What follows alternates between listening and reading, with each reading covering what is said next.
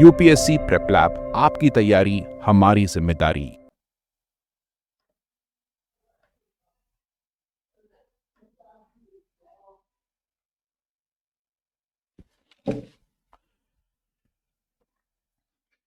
Good afternoon everyone, आप सभी लोगों का यूपीएससी प्रेप लैब में स्वागत है।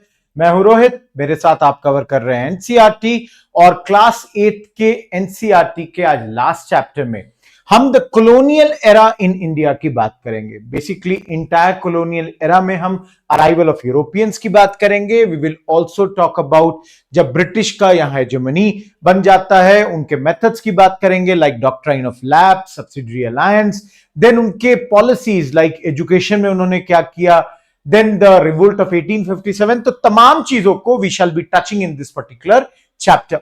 So everyone, without wasting the time, let's enter into the chapter. Now before this, everyone, ये है हमारा official Telegram ID.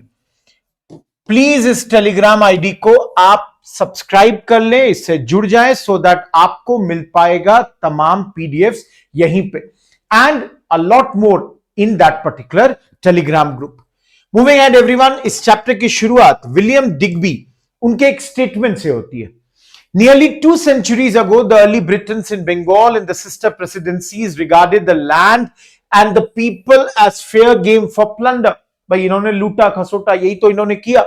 Under the later Britons as administrators, the plunder is proceeding far more outrageously, because ये statement इन्होंने 1901 में दिया था। तो ये कह रहे हैं कि भाई ये लूटना खसोटना जो है चल रहा है, बहुत ज्यादा चल रहा है, इनफैक्ट पहले से ज्यादा चल रहा है today than at any preceding period. Modern England has been made great by Indian wealth always taken by the might and skill of the stronger. जिसे हम लोग देखेंगे, that would be the drain of the wealth theory. आप देखिएगा under that theory हमारे पैसे को ये यहां से लूट कर अपने यहां ले जा रहे होंगे। Now everyone, let's look at a picture यहां पे everyone you can see, ये ब्रिटानिया का पिक्चर है। ग्रीक पेंटर स्पिरिडियन रोमा ने इसको पेंट किया है इन 1778। चैप्टर के बाद में, इस चैप्टर के थोड़ी देर बाद इसका डिस्कशन भी किया गया है कि किस तरह great Britain, you can see how she seated above, जो हम जैसे लोग हैं, मतलब उस जमाने में जिन पे इन्होंने अपनी कॉलोनी स्टैब्लिश की, उनको नीचे दिखाया जा रहा है। हमारा कलर देखिए, इनका कलर देखिए, so all that is clearly shown. So everyone, इस चैप्टर को लाइक द प्रीवियस चैप्टर मैंने कुछ स्लाइड्स लिख के ले आया हूं so that we can do it quickly.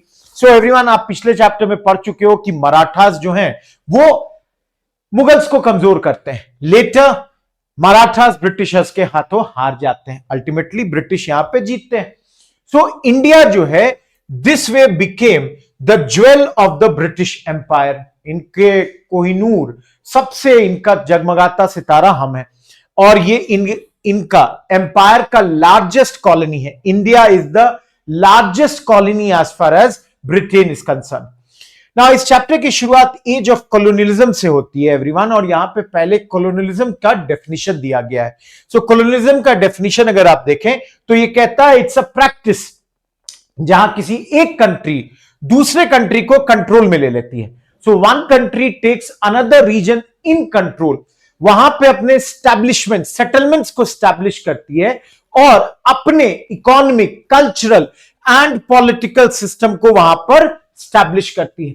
सो यहां पे कॉलोनियलिज्म के बारे में लिखा जा रहा है कि ये बहुत पुराना प्रैक्टिस है, कुछ नया नहीं है। फर्स्ट मिलेनियम बीसी से इसको हम लोग देख सकते हैं, फर्स्ट मिलेनियम सी में देख सकते हैं, क्रिश्चियनिटी के स्प्रेड के वक्त देख सकते हैं, इवन इस्लाम के वक्त देख सकते हैं। सो एवरीवन, यहां पर क्या हुआ है, कोलोनाइजेशन ऑफ टेरिटरीज हुआ है, जहां लोगों को कन्वर्ट किया गया है इस नए फेथ की ओर, मतलब जो नए रिलीजन्स हैं उसमें उनको कन्वर्ट किया जाता है। ना स्पेसिफिकली इस चैप्टर में जब हम एज ऑफ कॉलोनियलिज्म की बात करेंगे तो हम European countries like Netherland, Spain, France, England, इन सब की बात करेंगे जो कि 15वीं शताब्दी में खुद के एक्सपेंशन के लिए कर रहे थे। So everyone, these are the countries जिनकी उस दौर में ऐसा ऐसा नहीं है कि सिर्फ यही लोग कर रहे थे, बेल्जियम भी था, डेनमार्क भी था, but these are the nations which is mention.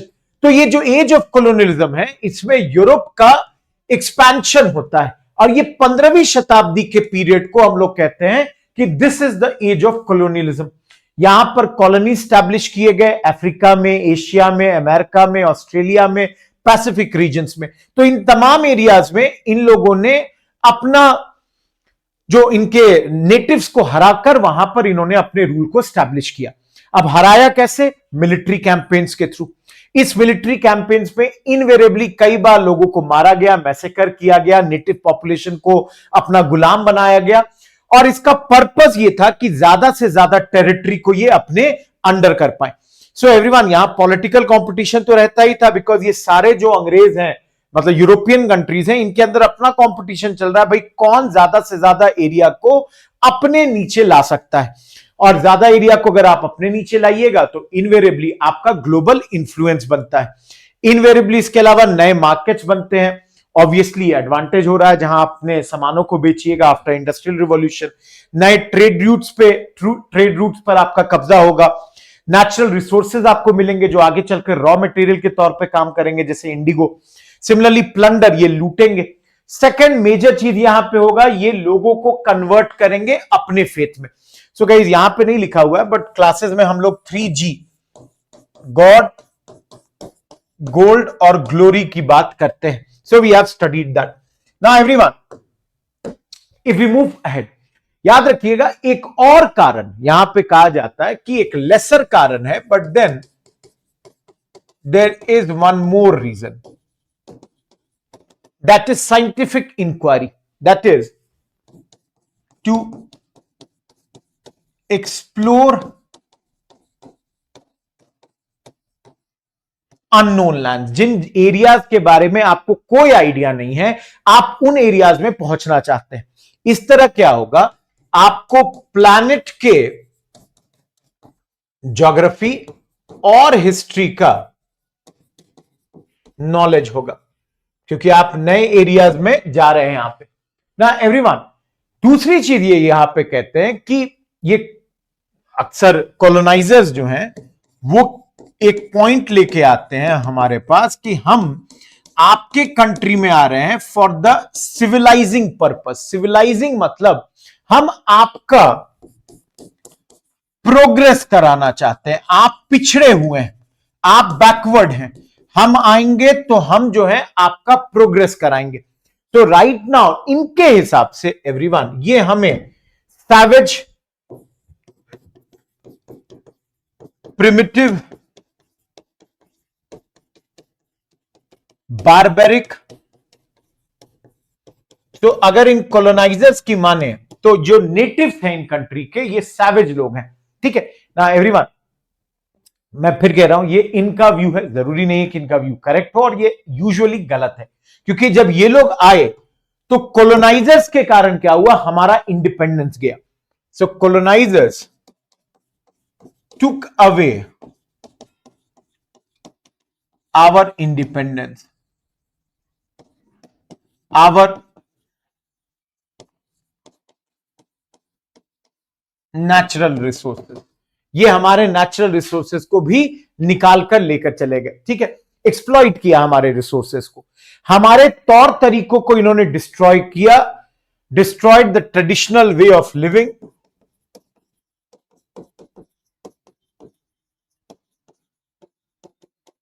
And everyone impose the foreign culture. इन्होंने and they imposed foreign culture. तो ये चीज इन्होंने यहां पर की। सो एवरीवन, ये बात सही है कि ये वर्ल्ड को टुगेदर लाते हैं, ग्रोथ ऑफ इकोनॉमीज होती है, टेक्नोलॉजी होती है, but then it is true that they brought the world together. ये सही बात है गाइस, इन्होंने वर्ल्ड को ये साथ में लेकर आते हैं। It is true that economies prosper हुआ, but all this help the colonizers more. जो अंग्रेज जैसे हैं उन लोगों को इससे ज्यादा फायदा हुआ. सो एवरीवन, ये आपके 20वीं शताब्दी में वर्ल्ड वॉर 2 के बाद खत्म होता है. So everyone, this is the chapter that we are going to talk.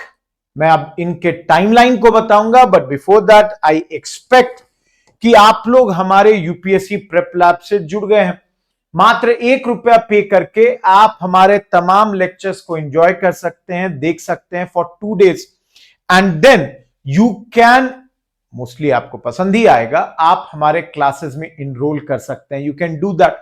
आप एवरीवन लेटर ऑन आप सब्सक्राइब करेंगे फॉर लेस देन ₹1000. आप मेरे कोड RK07 का इस्तेमाल करके फॉर लेस देन ₹1000 आप हमारे चैनल को सब्सक्राइब करेंगे and you will get all these classes. Now, moving ahead everyone, look at this timeline. Everyone, ये timeline आप देख सकते हैं. Around 1498 Vasco D gamma Kozhikode में अराइव करता है. We will study about the Portuguese. Then inquisition का एस्टैब्लिशमेंट हुआ एट गोवा इन 1560. 1612 से 1690 के बीच में अंग्रेज जो हैं इंडिया में ट्रेडिंग पोस्ट आपके बनाते हैं इन मद्रास, बॉम्बे, कैलकाटा. 1674 के राउंड में French east India company India आती है. 1741 में डच हारते हैं बैटल ऑफ कोलाचल में. 1746 टू 63 में कर्नाटिक वॉर्स में फ्रेंच हारते हैं अंग्रेजों के हाथ में. 1770 से 72 के बीच में बंगाल में बहुत बड़ा फेमाइन मतलब अकाल आता है. 1818 जो पिछले चैप्टर में हमने देखा, थर्ड एंग्लो मराठा वॉर खत्म होती है. इससे पहले 1757 में अंग्रेज पलासी जीत चुके हैं. 1829 से 33 के बीच में खासी अपराइजिंग होती है प्रेजेंट डे मेघालय में. एंड 1848-49 में सिखों को अंग्रेजों ने हरा दिया. सिमिलरली एजुकेशन चैप्टर में 1835 में मैकॉले का मिनट्स आता है, एजुकेशन रिलेटेड आइडियाज. 1857 में ग्रेट इंडियन रिबेलियन और 1858 में ईस्ट इंडिया कंपनी का रूल जो है इंडिया में खत्म हो जाता है. Now everyone, एक और पिक्चर आप देख सकते हैं यहां पे. This picture, this cartoon is depicting, एक आप देख सकते हैं यहां पे ब्रिटिश बिजनेसमैन, ये अफ्रीका के मैप पर खड़ा है एवरीवन, और इसके हाथ में टेलीग्राफ वायर है. So it is showing how these Britishers, these Europeans ने किस प्रकार हमें बिल्कुल अपने नीचे लाकर रख दिया था. तो एवरीवन, ये लोग हमारे यहां आ क्यों रहे हैं? Why are they coming? तो ऑफ कोर्स बिजनेस के लिए. सो एवरीवन, यहां वुड स्टील एक पॉइंट लिखा हुआ है. वुड स्टील होता है बेसिकली एक टाइप का स्टील जिसका उस जमाने में बहुत इस्तेमाल होता था स्वॉर्ड्स बनाने में. Similarly cotton, spices, Ivory, guys हाथी दांत जिसको हम कहते हैं. देन हमारे यहां से जेम्स ले जाते थे, अलग अलग टाइप की लकड़ियां ले जाते थे जैसे सैंडलवुड है. They also took teak wood from us. These are the commodities जो कि पूरे विश्व में उस वक्त बहुत ज्यादा डिमांड में थी. ना एवरीवन, इन चीजों के कारण ये लोग जो हैं इंडिया आने लगे. ना गाइज, उस जमाने में एक ब्रिटिश हिस्टोरियन एंगस मैडिसन के हिसाब से वर्ल्ड का, एंगस मैडिसन कहते हैं कि वर्ल्ड का 1/4 जीडीपी ये इंडिया कंट्रीब्यूट करती थी. एंड लमसम इक्वल चाइना का भी कंट्रीब्यूशन था everyone. So around the same amount China भी कंट्रीब्यूट करती थी. So you can clearly see ये दो बड़े, आई वुड से इकोनॉमिकली बड़े कंट्रीज थे. तो जो ट्रेडर्स भी आते थे, the traders who came, traders describe करते हैं कि India was flourishing in those days. India flourish कर रहा था, इंडिया के अपने मैन्युफैक्चरिंग कैपेबिलिटीज थी. ये ट्रेडर्स बता रहे हैं everyone. So sorry,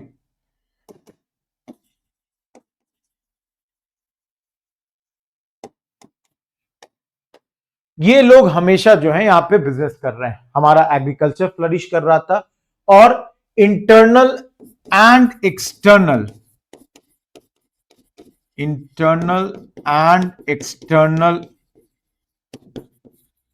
trade routes था। हमारे पास ये तमाम रूट्स जो हैं उस वक्त एग्जिस्ट करते थे। We had all of this. ना एवरीवन, यहां पे शुरू करते हैं बात पहले प्लेयर पोर्चुगीज से। इनके लिए पहला नाम है वास्को डी गामा का। एवरीवन, 1498 में ये इंडिया आता है ना। वास्को डी गामा का अराइवल होता है कप्पड़ नाम के जगह पे। कप्पड़, इट्स इन कोझिकोड, केरला, अब केरलम। सो मई 1498 में ये आदमी इंडिया आता है और यहां से यूरोपियन कंसोलिडेशन शुरू होता है। गाइस, अनफॉर्चुनेटली क्या है, ये आदमी बड़ा एग्रेसिव था। So he was very aggressive, didn't make a lot of friends. बहुत अच्छे से इसको यहां पे हमने इनवाइट किया, ऑल दैट हैपेंड, बट इस आदमी ने बहुत ज्यादा जो कहते हैं ना दोस्ती यहां पे नहीं की।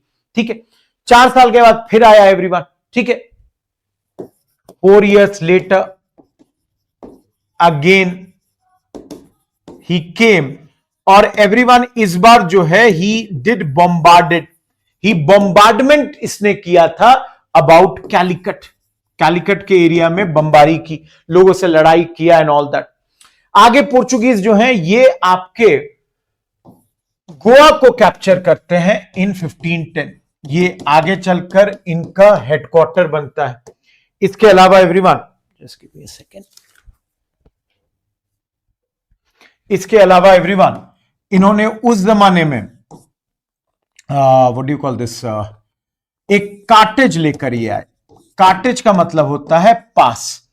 तो एवरीवन, ये कार्टेज जो है इट्स अ पास, जिसमें हर शिप जो अरेबियन सी से जा रही थी उसको ये कार्टेज खरीदना था। तो everyone, they had to purchase this. So this was like a permit for navigation, और इसको आपको परचेज करना था फ्रॉम पोर्चुगीज। सो अगर आपने ये कार्टेज खरीदा है तो आप पर ये हमला नहीं करेंगे, नहीं तो आप पर अटैक करेंगे। ठीक है, तो शिप्स विदाउट कार्टेज वेयर सीज्ड। तो ये अरेबियन सी के उन तमाम शिप्स को ये ले लेते थे। इसके अलावा एवरीवन, इन्होंने रिलीजियस परसिक्यूशन भी किया। In Kerala they also did religious persecution. Kerala में इन्होंने बहुत ज्यादा रिलीजियस परसिक्यूशन किया। हिंदू, मुस्लिम, ज्यू, क्रिश्चियन सभी लोगों को इन्होंने कोशिश की। इन्होंने की देवर यू नो कि भाई आप अपने फेथ से you have to move away. So Goa में इन्होंने इंक्विजिशन स्टैब्लिश किया था। गोवा में जो हमने पहले भी देखा 1560 में दिस इंक्विजिशन वाज स्टैब्लिश्ड, और हिंदूज, मुस्लिम्स, ज्यूज, इन तमाम लोगों पर इन्होंने यहां पर परसिक्यूशंस किया ना। एवरीवन, जो मैंने कहा ना क्रिश्चियंस, तो यहां पे याद रखिएगा इवन कन्वर्टेड क्रिश्चियंस का परसिक्यूशन होता था। ये कैसे क्रिश्चियंस हैं? Those who were found to be practising their own religion.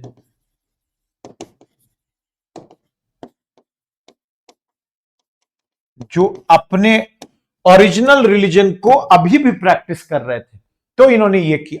So everyone, इन्होंने जबरदस्ती, जिसको कहते हैं ना, लोगों का धर्म परिवर्तन कराया। And this Goa inquisition it got ended in 1812। मंदिरों को तोड़ा, ये तमाम चीजें जो हैं पोर्चुगीज ने की। सो एवरीवन, यू कैन सी ये वास्को डी गामा का एक प्लेक है कि भाई ये 1498 में यहां पर आया था। अब एक स्टोरी सुनते हैं उल्लाल की। सदर्न कर्नाटका में ये एक जगह है everyone, it's a port town, बड़ा इंपॉर्टेंट ट्रेडिंग पॉइंट था। रानी एबक्का इसको कंट्रोल करती थी, रानी एबक्का 1। सो उस जमाने में 16वीं सेंचुरी में पोर्चुगीज जो है कोशिश करते हैं इसको जीतने का, बट रानी एबक्का जो है स्ट्रैटेजिक अलायंस बनाती है नेबरिंग किंगडम्स के साथ, पोर्चुगीज को जीतने नहीं देती हैं, but later she was captured और इनसे लड़ते हुए प्रिजन में इनकी मौत हो गई। इनके बाद इनकी सक्सेसर है रानी एबेक्का 2, जिनके बारे में रिपोर्टेडली कहा जाता है कि इन्होंने फायर बॉल्स बनाए, इन्होंने जिसको कहेंगे बम बनाए कोकोनट शेल्स के, और इसकी सहायता से पोर्चुगीज शिप्स पर आग लगा दी। आज भी यक्षगान जो कि ट्रेडिशनल यहाँ का dance and drama, traditional form of dance and drama है, उसमें इनकी कहानियों का जिक्र होता है। Now everyone, next is Dutch. ये मेनली स्पाइस ट्रेड में बिजी हैं। ये भी आए इस जगह पे, सूरत, भरूच, आपके वेस्टर्न कोस्ट में कैलिकट, कोच्चि जो है, and Nagapattinam and Masulipatnam eastern coast में। सो नागापट्टनम, मसूलीपट्टनम ये दोनों आपका ईस्टर्न कोस्ट पे हो गया, भरूच, सूरत और कैलिकट ये आपका वेस्टर्न कोस्ट पे हो गया। सो एवरीवन, इन तमाम एरियाज में इन्होंने ट्रेडिंग पोस्ट बनाए। सो लाइक एवरीवन, इन्होंने भी बनाया अपना डच ईस्ट इंडिया कंपनी, और ये देश में आए 17वें सेंचुरी में, 17th सेंचुरी में आए ना। एवरीवन, मेनली मालाबार एरिया में है, बिकॉज स्पाइस ट्रेड में है तो मेनली कंसंट्रेटेड थे मालाबार एरिया में। बट गाइज यहीं पे ये बैटल ऑफ कोलाचल जो कि 1741 में हुआ, दे वर डिफीटेड, डच हार गए बाय मार्तंड वर्मा। गाइज यहां के ट्रेवनकोर के सबसे महान राजा मार्तंड वर्मा ने इनको कोलाचल की लड़ाई में हरा दिया। सो एवरीवन, ट्रेवनकोर ये आपके केरला का एक हिस्सा है, वहां के राजा मार्तंड वर्मा ने इनको हरा दिया। This is rare instance, it is a rare instance of an Asian power defeating Europeans, specifically British. भाई इनको हराने का बहुत रेयरली ही ऐसा हो रहा था।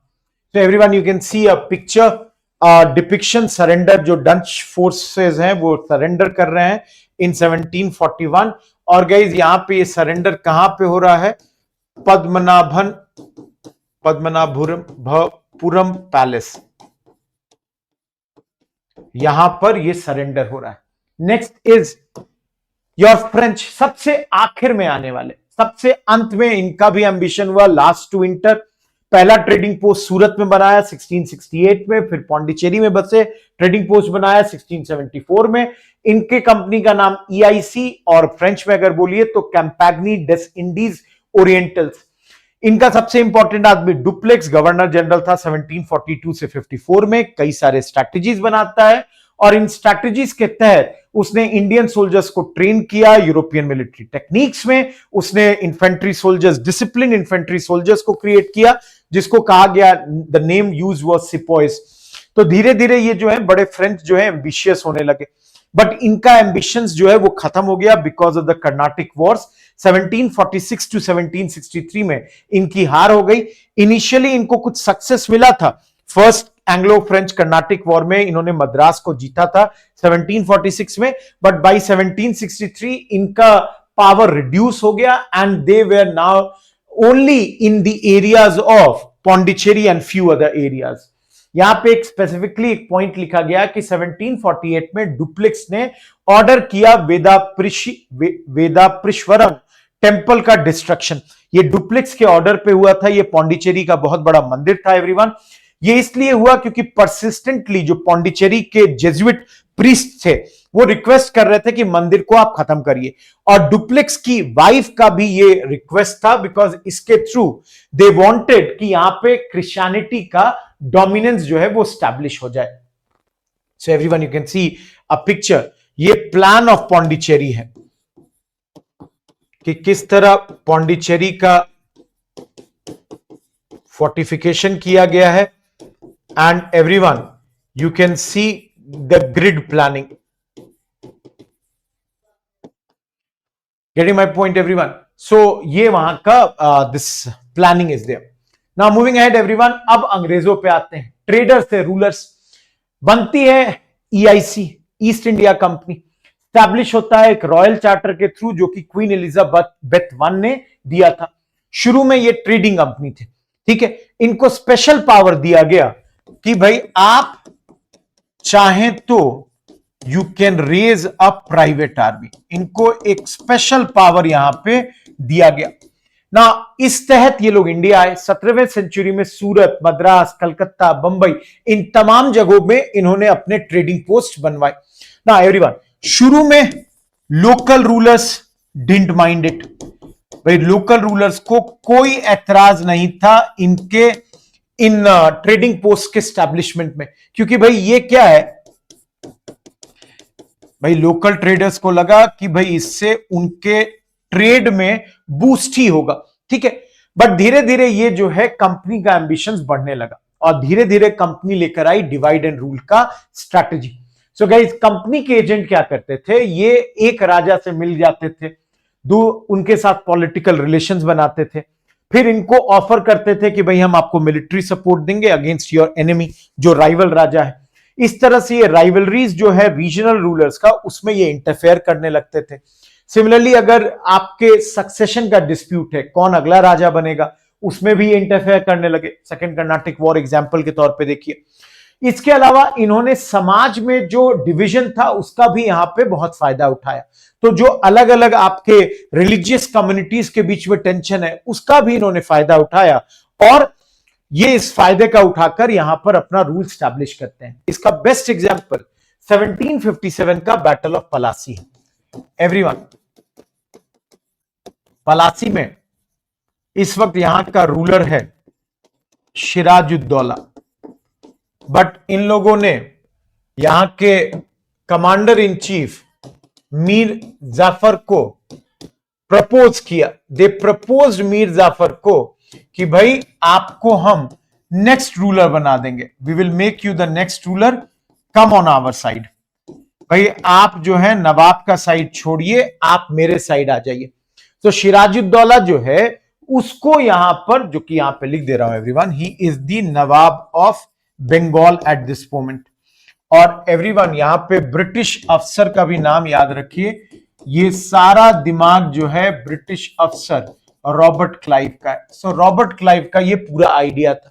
So everyone, Mir Zafar and commander जो है, यू कैन सी, इसको कमांडर में लिख दीजिए, he is commander of this army. So ये अंग्रेजों के साइड मिल गया। इसको प्रॉमिस कर दिया गया कि भाई उनका साथ छोड़ो, तुमको नया नवाब बनाएंगे। अब एवरीवन, लड़ाई कहां हुई? Palasi.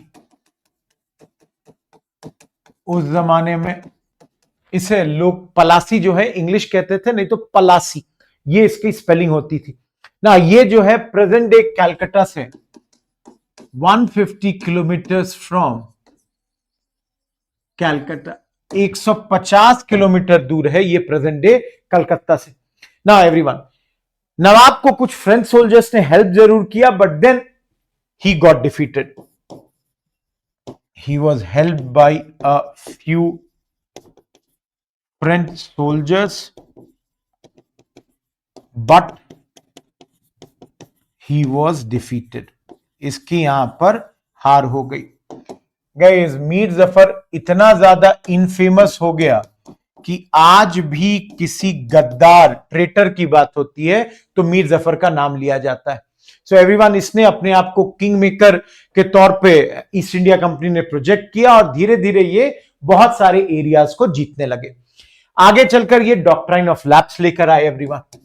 Now under the doctrine of lapse, अगर कोई रूलर मर जाता है without a natural heir, natural heir का मतलब विदाउट अ सन, तो the territories would be annexed. तो अंग्रेज जो है उस रूलर की टेरिटरी को अपने से मिला लेंगे। तो विदाउट अ मेल नेचुरल आयर अगर मर गया, so everyone the territory would be annexed. आप देखिएगा आगे चलकर, this would be a cause of 1857 revolt, 1857 क्रांति का ये कारण होगा, जिसमें आप देखिएगा रानी झांसी, रानी लक्ष्मीबाई इसी कारण यहां पे जुड़ेंगी। इसके अलावा एवरीवन एक और तरीका था जिसको ये लोग कहते हैं subsidiary alliance. Everyone, subsidiary alliance का मतलब होता है सहायक संधि। So under this what they did was कि जो रूलर सहायक संधि साइन करे, and guys the first one two do it, was Nizam of Hyderabad. Nizam of Hyderabad ने सबसे पहले इस चीज को किया था। सो एवरीवन, ये ब्रिटिश रेसिडेंट को वहां पे अपॉइंट करते थे। ये ब्रिटिश रेसिडेंट जो है, he would be in the court of Indian king. भारतीय राजा के कोर्ट में इस ब्रिटिश रेसिडेंट को अपॉइंट किया जाता था ना गाइस। कहने के लिए इसका काम है कि he will protect king against कोई भी इंटरनल डेंजर हो, इंटरनल डिसऑर्डर, एक्सटर्नल डेंजर हो तो उसके खिलाफ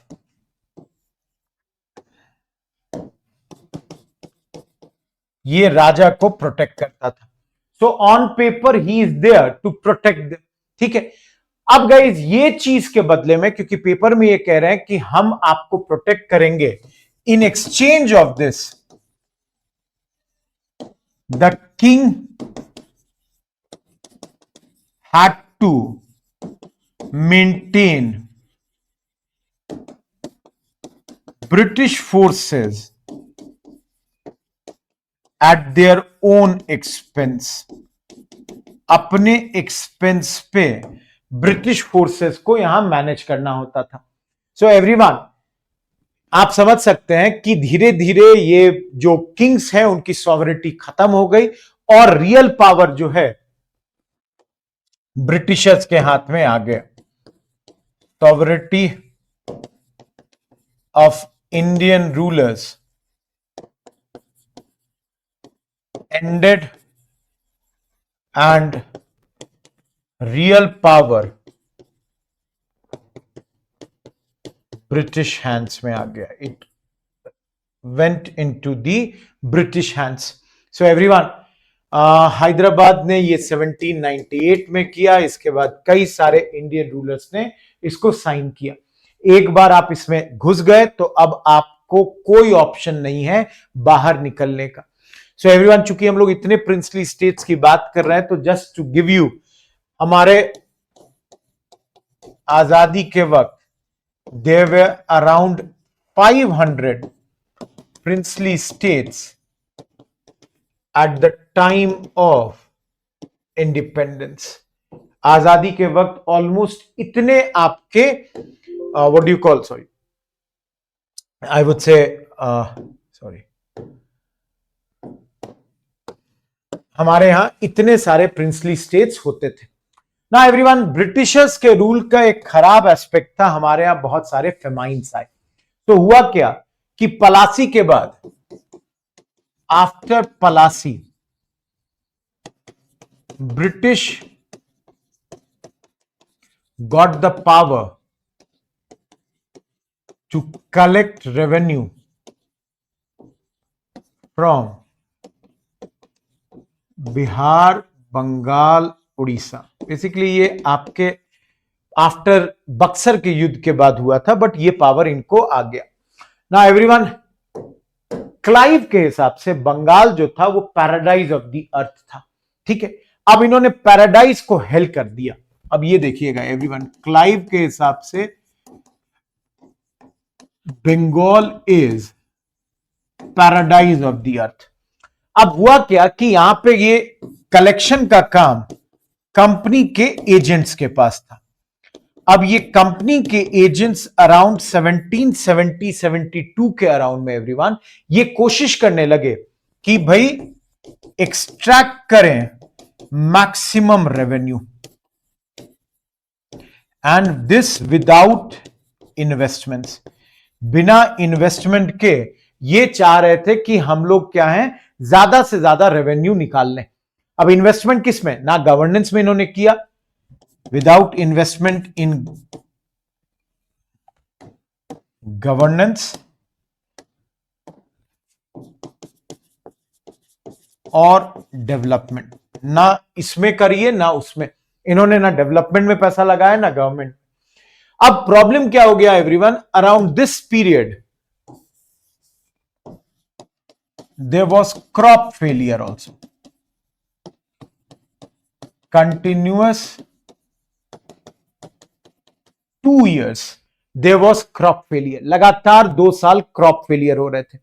and on top of that harsh revenue collection, harsh revenue collection का इन्होंने टारगेट्स बना लिया था ना एवरीवन।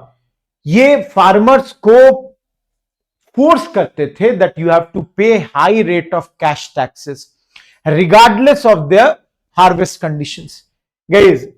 सो ये this was regardless of harvest. स्थिति इतनी खराब हुई कि उस जमाने में बंगाल का 1/3 पॉपुलेशन जो था it died. So out of 1 crore population, 1 crore population थी, उसमें 1/3 जो लोग हैं इस फेमाइन के कारण मारे गए ना एवरीवन। खास बात क्या है कि इनका मन इतने पे नहीं बढ़ा, इन्होंने लैंड टैक्सेस को एट दिस मोमेंट बढ़ाया भी था। दे simply had increase the land taxes at this point. So guys, शुरू में जब हम लोग विलियम डिक्की की बात कर रहे थे तो not only Indian personalities, even British personalities had denounced it। इन्होंने भी इस चीज को डिनाउंस किया। गेटिंग माय पॉइंट, कहने का सेंस कि ये गलत चीज है। सो एवरीवन, W हंटर ये एक ऑफिशियल है, बाद में लिखते हैं, while the country every year became a total waste, the English government constantly demanded an increased land tax all through the stifling summer of 1770 the people went on dying। so you can clearly see, लोग कह रहे हैं, अंग्रेज खुद कह रहे हैं कि 70 से 1770 में लोग मर रहे हैं और अंग्रेज जो है वो इंक्रीज लैंड टैक्स की आई वुड से डिमांड कर रहे हैं। इनका कहना है द हस्बैंड्समैन, फार्मर्स, वो अपने कैटल को बेच रहे हैं, उन्होंने अपने इंप्लीमेंट्स, एग्रीकल्चर करने के साधनों को बेच दिया, उन्होंने अपने सीड ग्रेन को डिवोर कर दिया, दे सोल्ड देयर, अपने बच्चों को इन्होंने बेच दिया। Till at length no buyer of children could be found. एक ऐसा सिचुएशन आ गया कि अब बच्चे खरीदने के लिए भी कोई नहीं बचे। They ate the leaves of trees, पेड़ पत्तों को खाया गया, ग्रास को खा लिया गया। Day and night a torrent of famished and disease stricken watches poured into the great cities। भाई जो महक है आपको पूरे ग्रेट सिटीज में, ये सिर्फ डिजीज स्ट्रिकन मतलब वो बदबू आपके आ रही थी, इतने लोग मर रहे थे इस वक्त। सो कितने मर रहे थे, just to give you an idea everyone, famine हमेशा आता था, रेगुलरली अकर करता था। ग्रेट फेमाइन ऑफ 1876-78 लिटन के वक्त जब आया तो उसमें 80 लाख भारतीय जो हैं डेक्कन प्लेट्यू में मारे गए थे या मर गए थे एवरीवन। देखो, ये ऐसा नहीं है कि ये जो हमारे लोगों की मौत हुई, यू कैन सी एवरीवन, ये थोड़ा पहले का एक फोटो यहां गलती से आ गया, द पलासी वाला क्लाइव का। I'll put it at the right place, just give me a second, let me cut this।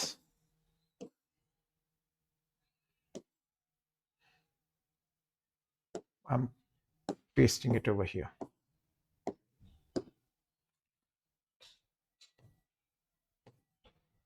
Okay,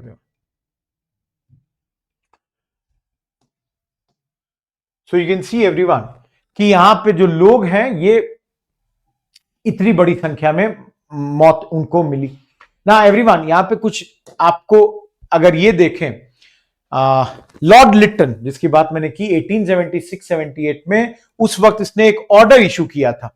order क्या था, that there is to be no interference of any kind on the part of government with the object of reducing the price of food. इसने अनाज के दाम घटाने की कोई कोशिश नहीं की और 1876 के फेमाइन के वक्त ये ग्रेट दिल्ली दरबार आयोजित करता है, जहां हफ्ते भर के लिए फीस्ट आयोजित हुई थी। 68,000 ऑफिशियल, सत्रप्स, महाराजा, ये सभी लोग इस फीस्ट में पार्टिसिपेट कर रहे थे एवरीवन।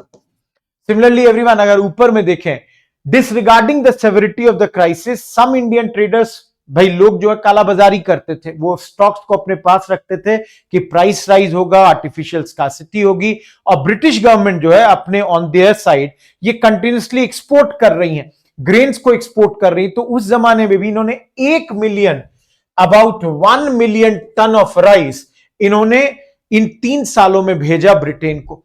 सो एवरीवन, अगर ब्रिटिश इकोनॉमिक पॉलिसी की बात करें तो इनकी एक पॉलिसी होती थी फ्री मार्केट, मतलब कमोडिटीज के प्राइस में कोई इंटरफेरेंस मत करिए, उनको जैसे फ्लक्चुएट करना है उनको करने दीजिए। सो इसके कारण भी फेमाइंस जो है इस वक्त जो है वो ज्यादा ही आपकी बढ़ गई। So if I show you a picture everyone, this is grain bags, Madras के बीच में ये रखे गए हैं फॉर एक्सपोर्ट। लोग मर रहे हैं और ये ग्रेन बैग्स रखे गए हैं यहां से एक्सपोर्ट करने के लिए।